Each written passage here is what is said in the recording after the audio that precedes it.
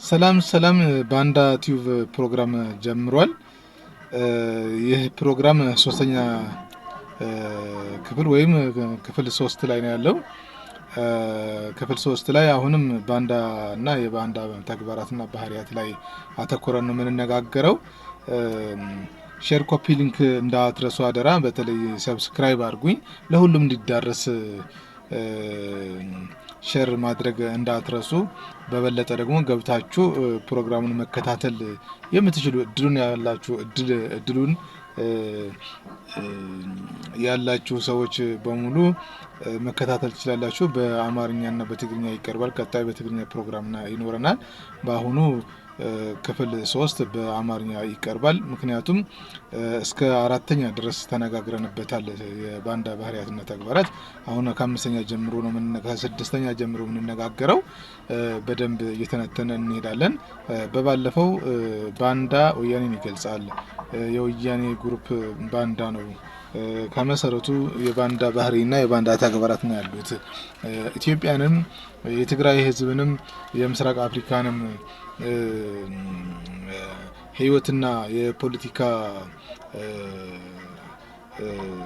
ሂደት የማተረማመስና የራሱን ላይፍ የተሻለ ለማድረግ የሚጥር በጣም አደገኛና የአጋንንት ስጋ ለባሾች አጋንንት ስብስብ ነው ማለት ይቻላል። በዚህ ዙሪያ ነው የምንነጋገረው። ለምሳሌ ያነሳን ማለት ነው። ስድስተኛ ላይ ነው ያቋረጥነው። ስድስተኛ ጥቅመኛ ደላላ ነው ባንዳ ማለት ብለን ነበረ። ማለት ስለሚከፈለው ጥቅም እንጂ ስለወገኑ የማይገደው ማለት ነው። ይህ ማለት ወያኔ ለምሳሌ ወያኔ ነው መጥቀስ ያለብን። እሱ ላይ ያነጣጠረ ፕሮግራም ነው። በነገራችን ላይ ባንዳ ወያ ቲፒኤልኤፍ ሌሎች ባንዳዎችም አሉ፣ በግሩፕም በግለሰብም አሉ። ነገር ግን በዋናነት የትግራይ ህዝብ ጫናና ጭቆና ውስጥ ስለሆነ ከዚህ ጫናና ጭቆና ከዚህ ቀንበር እንዲላቀቅ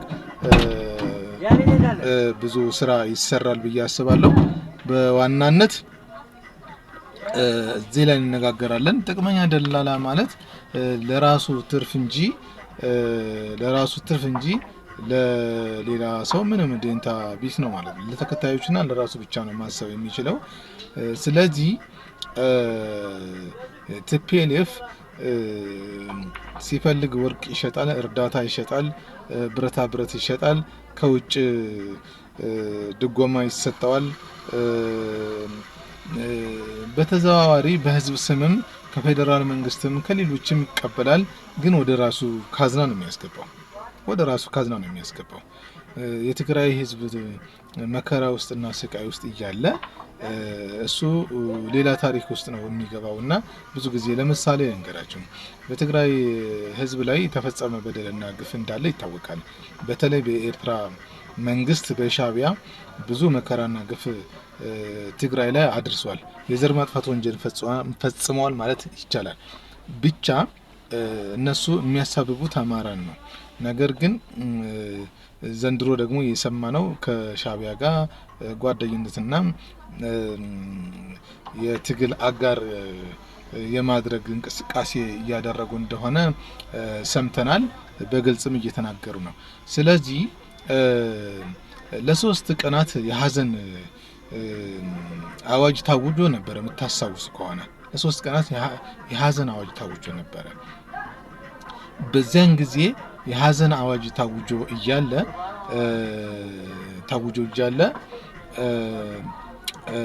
የተደረገው እነሱ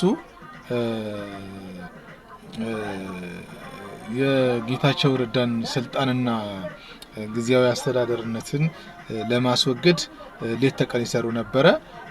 ህዝቡ ለቅሶና ዋይታ ውስጥ ነበረ። በጣም የሚገርም ነገር ፍጹም ዴንታ ቢስ መሆናቸውና ስለ ራሳቸው ጥቅም ብቻ አትኩረው የሚሰሩ መሆናቸውን የሚያሳይ አንዱ እሱ ነው ማለት ነው።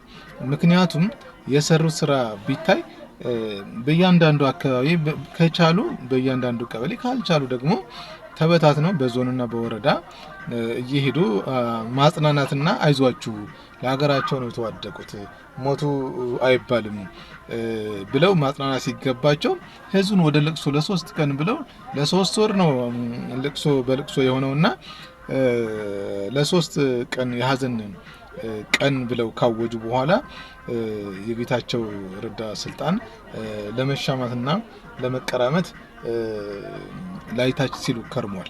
ስለዚህ እነዚህ ጥቅመኛ ደላላ ናቸው ማለት ነው። ስለ ራሳቸው ጥቅም ብቻ ነው የሚያስቡት፣ ስለ ስልጣናቸው ነው የሚያስቡት። ወንጀለኞችም ስለሆኑ ወንጀላቸው እንዳይገለጥባቸው ከስልጣን ውጭ መኖር አይፈልጉም። ፓራሳይት ናቸው። ስልጣንና በህዝብ ስም በህዝብ ጉያ ስር መኖርና ጊዜያቸውን እዛ ማሳለፍ ይፈልጋሉ። እድሎች ካጋጠሟቸው ደግሞ እነሱ ከስልጣን የሚነሱበት አግባብ ቢኖርም ያ አግባብ ወደ ልጆቻቸውና ወደ ራሳቸው ርስት እንደ ራሳቸው ርስት ለልጆቻቸው ማስረከብ ይፈልጋሉ እና በጣም ክፉና አረመኔያዊ አስተሳሰብ ነው ያላቸው። ለዚህ ነው ጥቅመኛ ደላላ ናቸው የምንለው። ሰባተኛ ራሱን እንደ ህዝብ የሚቆጥር ነው። በጣም የምትገርም ነገር ግን እቺ በደንብ በቃ 100% በቃ ኦልሞስት ሳይሆን ኮምፕሊትሊ ማለት ይቻላል በቃ ፐርፌክትሊ ቲፒኤልኤፍን ትገልጻለች። ስለዚህ ቲፒኤልኤፍን ይገልጻል ማለት ነው። ምን ለማለት ፈልጌ ነው? ቲፒኤልኤፍ የተነካ እንደሆነ የትግራይ ተከባሃል አላሉም? ተከባሃል፣ ጭንቅ ውስጥ ከበባ ውስጥ ነህ ሲሉ ነበር። የትግራይን ህዝብ ከበባ ውስጥ ያስገባው አንድም በዓለም ላይ መንግስትም በለው ግለ ቡድንም አልነበር። በፍጹም አልነበር። በጣም የሚገርመው ነገር ማለት ነው አልነበረም። ብቻ እነሱ ሲከበቡ እነሱ 21 ሰው ነው የፌደራል መንግስት 21 ሰው ነው የምንፈልገው 21 ወንጀለኞችን ነው የምንፈልገው እንጂ ሌላውን አንፈልግም አሳልፋችሁ ሰጡን ሲባል የትግራይ ተከባሃል ነው ያሉት። ወዳጅ እንዲኖራቸው ነው የሚፈልጉ። በጣም የሚገርሙ ትምክህተኞችና ፈሪዎች ግን ትምክህተኞች ናቸው። በጣም የሚገርም ነገር ነው። ተከባሃል ብለው ከኤርትራ ጋር አጣልተውታል፣ ከአፋር ጋር አጣልተውታል፣ ከአማራ ጋር አጣልተውታል፣ ከፌደራል ጋር ተጣልተዋል።